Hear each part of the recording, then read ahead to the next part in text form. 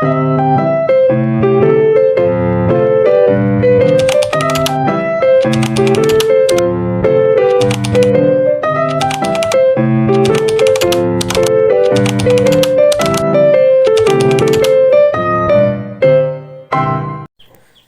ka adlaw na upat ka managsuon nga nagpuyo sa usa ka payag.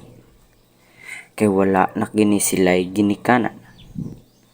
Ang ilahang kuya na lang ang nagatiman sa ilaha.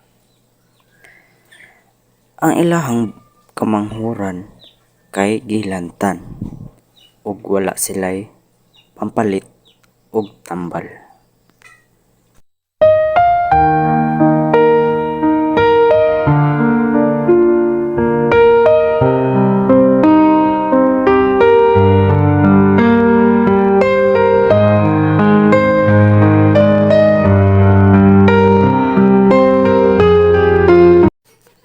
Og dihang naagi ang usa ka laki ug kining tawhana ilado ni siya sa iyang pagkaabusado.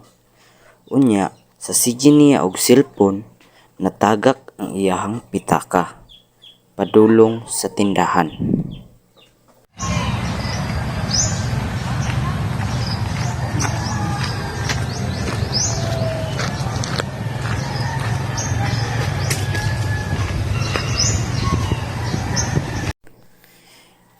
Nilakaw ang ilahang kuya ngadto padulong sa tindahan para mangutang tambal para sa iyang manghod.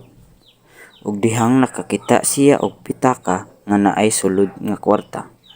Ug iyaha kining gihuna-huna daan ug iyaha bang iuli or dili.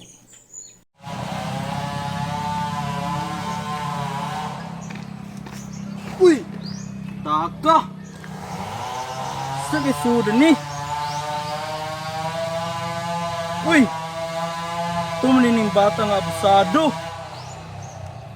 Uy! May kwarta! Pinta! Kung ako ning yuli, wako makapalit sa kong tambas ko manghod.